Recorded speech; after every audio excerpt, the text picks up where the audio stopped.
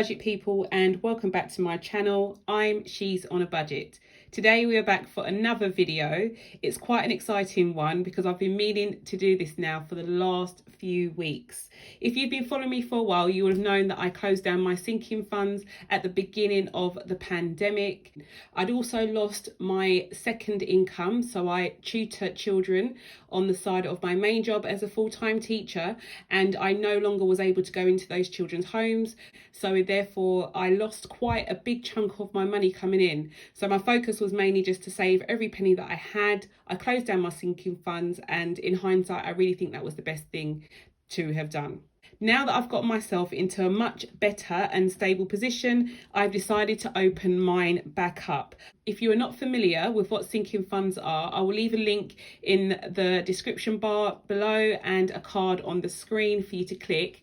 I made a video quite a while ago about sinking funds, what they are, how to set them up, and why they may be useful. I have made some new additions and I've taken some out that no longer will serve me. My current savings total is £2,887.61.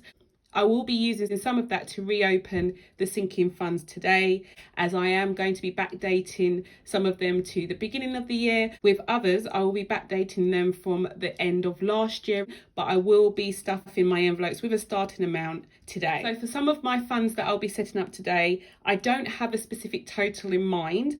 I will be just paying into them on a weekly or fortnightly basis, and I won't have a goal as to an end amount that I want for them. I will just be paying into them for whenever. So for instance, my pet sinking fund that I am going to open up, as you may know if you've been following me, my pup had an accident the other day wherein I needed to use some money from my emergency fund to pay for a consultation for her at the vet. So now that I will be opening up a sinking fund for her, I will no longer need to dip into my emergency fund. I will have hopefully some funds available that I can use if and when an emergency will arise again in the future. For others that will have an end date, such as my children's birthdays, I will be working out exactly how much money I will want to contribute overall into that sinking fund, and then dividing that amount by the amount of months left until that particular child's birthday. I hope that's all clear, but I will recap some of the bits I've just mentioned as I go through setting these up. We also have a new addition in our budgeting system. This is my new organizer where I'll be keeping all of my sinking fund envelopes. It will just be a simple way in which for me to keep them all. So I've purchased this organizer. I think I got it from eBay. I think I purchased it from Amazon or eBay, but I'll leave the link below to where you can get one if you like the design. I think they came in pink as well as a blue and a yellow, I think, so all pastel colors, but I think it's really cute, and it's a nice easy way for me to store all of my sinking funds. As you can see, I've got quite a few envelopes in there. Okay, so let's get these funds set up. Okay, so the first sinking fund that I'm going to set up, actually the first 3 sinking funds I'll be setting up are for my children. So I'm just going to start with my eldest daughter. So her name is Jada. And I am planning on putting in £20 per month into her sinking fund. Her birthday is in February, so I will be backdating her sinking fund for the last 4 months. That will be the starting balance that I'll be putting in that envelope today. The next one is my son Tyrese, and he will also be getting £20 per month. His birthday is in March, so I'll be backdating his cash envelope from March. Nevaeh is my youngest, and she'll also be getting £20 per month. The next sinking fund will be car insurance. So car insurance, my plan for car insurance is that I'm hoping to pay my insurance in advance. So instead of paying it on a monthly basis like I have been, I'm hoping to pay it as soon as my premium is due, to pay it all in one go. That way I'll be making a massive saving overall. I'm hoping that by the end of the year that I'll have enough money to pay for the whole year, and then I won't need to worry about having any extra fees or anything like that. So car insurance is going to get £85 a month. I'm currently paying £65, so this is £20 more. This is just in case anything happens. For instance, if I can't pay it for 1 month or what have you, at least I've got a cushion in there for this one. Water is the next one. So water is another annual bill. This one I pay at the moment £65 a month. If you pay this in advance, I don't think you get so much of a discount, but it's just another one of those bills that I'd rather have the money ready to go for the year rather than having to pay for it over the 12 months. So I'll be contributing to that fund £20 a month. And the last annual one is my car tax. So my car tax, I currently pay £13 a month. It's not a lot of money, but again, I just would rather pay it all in one go at the beginning of the year rather than at the end. So I'm budgeting for that £15.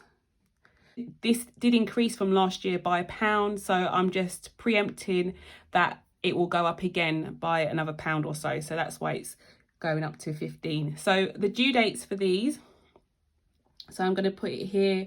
For Jada is February 2021. My son, the due date is April. Nevaeh is November of this year. So this one will be coming up soon. So I've got to backdate quite a bit for this envelope. Car insurance is January. March is for water.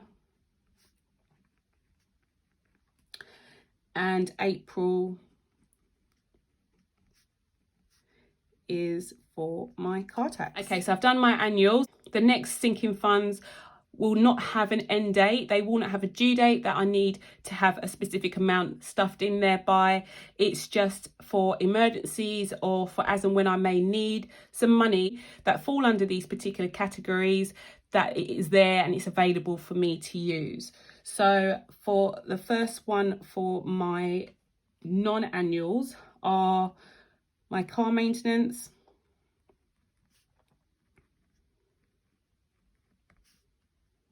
so I'm just going to put car main for now. So car maintenance, I'm going to be putting in £40 per month. So that's about £10 a week. I will be backdating this one and the rest to follow from the beginning of the year. So I will be putting in some money to top these up so that they're ready to go.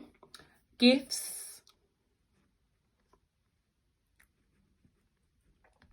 So for gifts, I'll be putting in £10 a month. So this gifts envelope I'll be using for any presents, any cards, any gifts that I'll be giving out to my family members, my extended family members, friends, so on and so forth. So I'll be putting in £10 a month. Again, backdating this one to the beginning of January. The next one I am doing is allotment. So my allotment, I recently opened an allotment, or I recently took over an allotment in February of this year, and I will be also putting in £10 a month for that. So that it will be just for any tools, any equipment that I may need, any seeds, things like that. I don't have to worry about finding that money. This sinking fund will cover all of that for me. And then I'm going to have a personal one for myself. I tried having a personal one last time, and what was happening was that I was barely using the money from that envelope. But I do believe that it's healthy, obviously, for myself to have one, because it not only makes sense, but it alleviates any stress or guilt that I may have in spending money on myself. I know that there's some money there that if I need to spend it, I can. So I will be putting in £20 a month into that envelope too. And then the last one we have is for my pet. So again, no due date for this one. For my pet, I will be contributing £15 a month. And this, again, as I said, is quite important because we had an accident, or she had an accident the other day, and I had to pay for a consultation fee out of my emergency fund. It was for £20 for 4 minutes on the phone, or 4 minutes for FaceTime consultation for the vet to see her. So I didn't actually even go in to see her. And I do believe that an actual consultation will probably cost me about £40. So I do need to make sure that there, again, is some money available for her if she needs anything. If she needs any toys, if she needs any extra things other than the basic things that I already provide for her through my grocery budget, that she is also covered. Okay, so these are all of my sinking funds. Let me just count. 1, 2, 3, 4, 5, 6, 7, 8, 9, 10, 11. Yes, I have 11 of them. So the total amount that I'll be paying each month is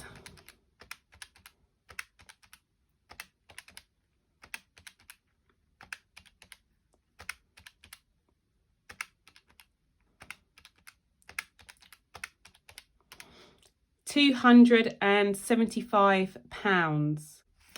Okay, so I'm just going to put that down.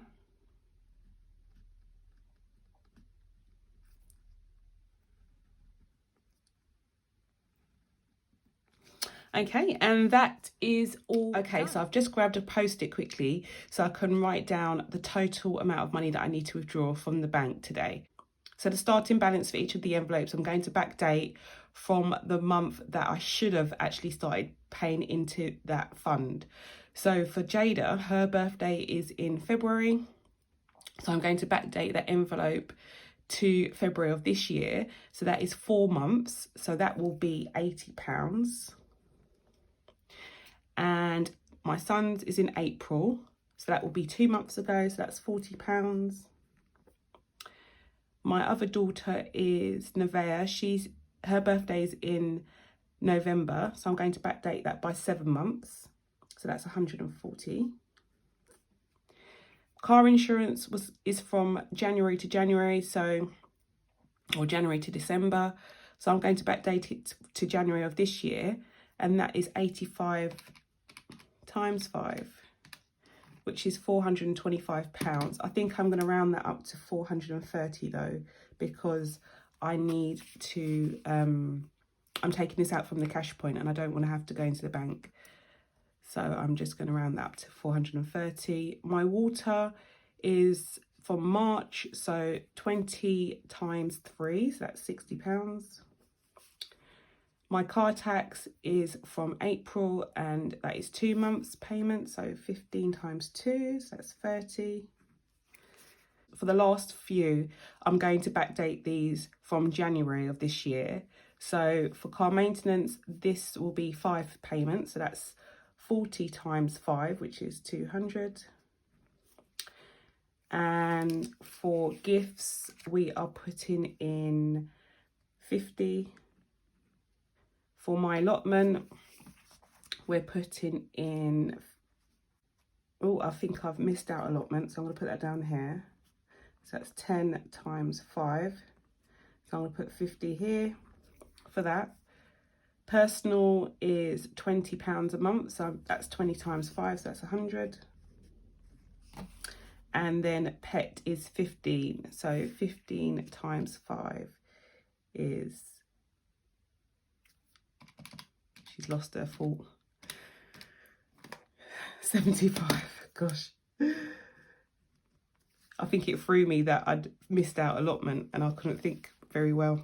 So anyway, for 15 times 5, so yeah, in total, let's see how much we are taking out. So I have a number in mind, so if it's wrong, I think I'm gonna have to do this all over again. So 80, add 40, add 140, add 430, add 60, add 30, add 200, add 50, add 100, add 75, add 30, add 20, because I didn't do that right. So 1,255, so that's correct. So I'm just going to go and withdraw this out of my savings account now, and I'll come back and shoot me stuffing my envelopes. I'll probably do that in a separate video because this one's dragged on for quite a little while now. So stay tuned for that. But yeah, I'm just going to go to the bank and withdraw this money.